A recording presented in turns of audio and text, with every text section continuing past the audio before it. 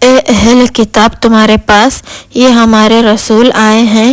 کتاب میں سے جو باتیں تم چھپاتے ہو وہ ان میں سے اکثر باتیں تمہارے سامنے صاف صاف بیان کر دیتے ہیں اور بہت سی چیزوں سے درگزر کر دیتے ہیں۔ تمہارے پاس اللہ کی طرف سے ایک روشن چیز آئی ہے اور ایک کھلی کتاب۔ اس کتاب کے ذریعے سے اللہ ان کو جو رضا حق کے طالب ہو سلامتی کی راہیں بتاتا ہے اور ان کو اپنی توفیق سے اندھیروں سے نکال کر روشنی کی طرف لے آتا ہے اور ان کو سیدھے راستے پر قائم رکھتا ہے۔ بے شک وہی لوگ کافر ہیں جو کہتے ہیں کہ اللہ ہی مسیح ابن مریم ہے۔ آپ فرما دیجئے کہ اگر یہی بات ہے تو بتاؤ کہ کون ہے جو اللہ سے بچنے کا اختیار اور طاقت رکھتا ہے۔ اگر اللہ یہ ارادہ کر لے کہ حضرت مسیح بن مریم اور ان کی والدہ اور ان سب کو جو زمین میں ہے ہلاک کرنا چاہے تو کس کی مجال ہے کہ اس کو اس ارادے سے باز رکھ سکے؟ اور اللہ ہی کی حکومت ہے سارے آسمانوں اور زمین پر اور جو بھی ان دونوں میں ہے ان پر۔ وہ ہی ہے جو چاہے پیدا کرے اور اللہ ہر چیز پر پوری قدرت رکھتا ہے۔ اور یہود و نصارہ یہ دعویٰ کرتے ہیں کہ ہم اللہ ہی کے بیٹے اور اس کے محبوب ہیں۔ آپ فرما دیجئے کہ پھر وہ تمہارے گناہوں کے بدلے تم کو کیوں عذاب دے گا؟ بلکہ تم بھی ایسے معمولی آدمی ہو جیسے کہ اس کی دوسری مخلوق ہے۔ اللہ ہی جسے چاہے گا بخشے گا اور جسے چاہے گا سزا دے گا، اور اللہ ہی کی ساری حکومت آسمانوں میں بھی اور زمین میں بھی اور جو کچھ بھی ان دونوں میں ہے، ہر جگہ اللہ ہی کی حکومت ہے اور اللہ ہی کی طرف لوٹ جانا ہے۔ اے اہل کتاب، تمہارے پاس ہمارے یہ رسول آ پہنچے ہیں جو تم کو صاف صاف بیان کرتے ہیں۔ یہ ایسے زمین میں آئے جب رسول کا سلسلہ بند تھا تاکہ تم یہ نہ کہو کہ ہمارے پاس تو کوئی خوشخبری سنانے والا اور ڈرانے والا آیا ہی نہیں تھا۔ تو آ چکا تمہارے پاس خوشخبری سنانے والا اور ڈرانے والا، اور اللہ ہر چیز پر پوری قدرت رکھتا ہے۔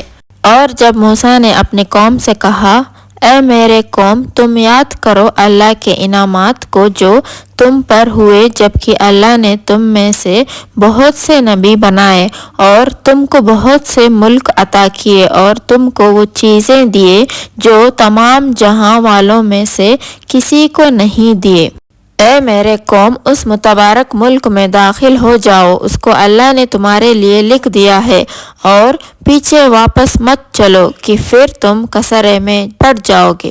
انہوں نے کہا، اے موسیٰ، وہاں تو بڑے بڑے زبردست آدمی ہیں، ہم تو ہرگز وہاں نہیں جائیں گے جب تک وہ وہاں سے نکل نہ جائیں۔ ہاں، اگر وہ وہاں سے کہیں اور چلے جائیں تو ہم بے شک وہاں جانے کے لیے تیار ہیں۔ ان دو آدمیوں نے جو ڈرنے والوں میں سے تھے جن پر اللہ نے فضل کیا تھا کہا کہ تم ان کے دروازے تک چلو، سو جب دروازے میں پہنچو گے اسی وقت تم غالب آ جاؤ گے، اور اللہ پر بھروسہ رکھو اگر تم ایمان رکھتے ہو۔ انہوں نے کہا، اے موسیٰ، ہم تو ہرگز بھی وہاں قدم نہ رکھیں گے جب تک وہ لوگ وہاں موجود ہیں، تو آپ اور آپ کا رب وہاں چلے جائیے، پھر دونوں ہی لڑ لیجئے، ہم تو یہیں بیٹھے رہیں گے۔ موسیٰ نے دعا کی، اے میرے رب، میں اپنی جان اور اپنی بھائی پر اختیار رکھتا ہوں، سو آپ ہم دونوں اور اس نافرمان قوم کے درمیان فیصلہ کر دیجئے۔ ارشاد ہوا کہ یہ ملک ان کے ہاتھ میں 40 برس تک نہ لگے گا، بیکار پریشان اور حیران پھرتے رہیں گے، سو آپ اس نافرمان قوم پر غم نہ کیجیے۔ اور آپ ان اہل کتاب کو آدم کے 2 بیٹوں کا قصہ پڑھ کر سنا دیجئے۔ جب دونوں نے اپنی اپنی نظر مانی، ان میں سے ایک کی نظر مقبول ہو گئی اور دوسرے کی نظر نامقبول، تو اس دوسرے نے کہا کہ میں تجھ کو ضرور قتل کروں گا۔ اس پہلے والے نے جواب دیا کہ اللہ متقیوں کا عمل قبول کرتا ہے۔ اگر تو مجھ پر دست درازی کرے گا تاکہ تو مجھے قتل کر دے تو میں پھر بھی تجھ پر دست درازی کرنے والا نہیں ہوں کہ تم کو قتل کروں۔ میں تو اللہ سے ڈرنے والا ہوں جو سارے جہانوں کا مالک ہے۔ میں تو یہ چاہتا ہوں کہ تو میرے اور اپنے سب گناہ اپنے سر رکھ لے، پھر تو دوزخیوں میں شامل ہو جائے، اور یہی سزا ہوئی ہے ظلم کرنے والوں کی۔ سو اس کے دل نے اس کو اپنے بھائی کے قتل پر آمادہ کر دیا، پھر اس کو قتل ہی کر دیا، پھر وہ نقصان اٹھانے والوں میں شامل ہو گیا۔ پھر اللہ نے ایک کوا بھیجا، وہ زمین کو کھودتا تھا تاکہ وہ اس کو سکھا دے اپنے بھائی کی لاش کو چھپا دے۔ کہنے لگا، افسوس میں اس سے بھی بدتر ہوں کہ میں اس کوے ہی جیسا ہوتا کہ اپنے بھائی کی لاش کو چھپا دیتا، تو وہ بڑا شرمندہ ہوا۔ اسی وجہ سے ہم نے بنی اسرائیل پر یہ لکھ دیا کہ جو شخص کسی کو دوسرے شخص کے قتل یا زمین میں کسی فساد کی وجہ کے بغیر قتل کر ڈالے تو گویا اس نے تمام آدمیوں کو قتل کر ڈالا، اور جو کسی کی زندگی بچا لے تو گویا کہ اس نے تمام آدمیوں کو بچا لیا۔ اور بنی اسرائیل کے پاس ہمارے بہت سے رسول کھلی نشانیاں لے کر آئے، پھر بھی بہت سے ان میں سے دنیا میں زیادتی کرنے والے ہی رہے۔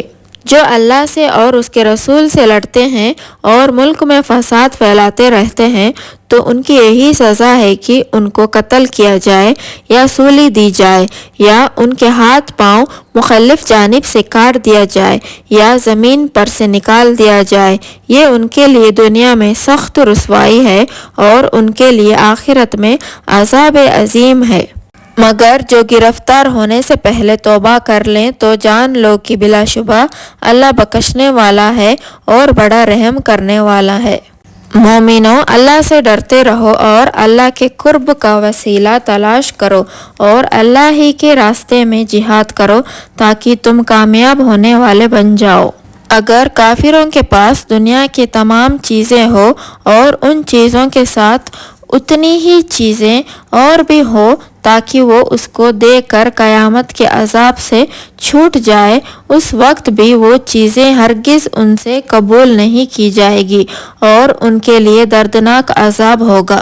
کافرین یہ خواہش کریں گے کہ دوزخ سے نکل جائے اور وہ اس سے کبھی نہ نکلیں گے، اور ان کے لیے دائمی عذاب ہی ہوگا۔ چور مرد اور چور عورت جو چوری کرے سو اس کے ہاتھ کاٹ ڈالو، یہ ان کے کاموں کی سزا ہے جو اللہ کی طرف سے عبرت کے لیے ہے، اور اللہ زبردست غالب ہے اور بڑی حکمتوں والا ہے۔ جو گناہ کے بعد توبہ کر لے اور اپنی اصلاح کر لے تو بے شک اللہ اس کی توبہ قبول کرتا ہے، بے شک اللہ بخشنے والا اور رحمت والا ہے۔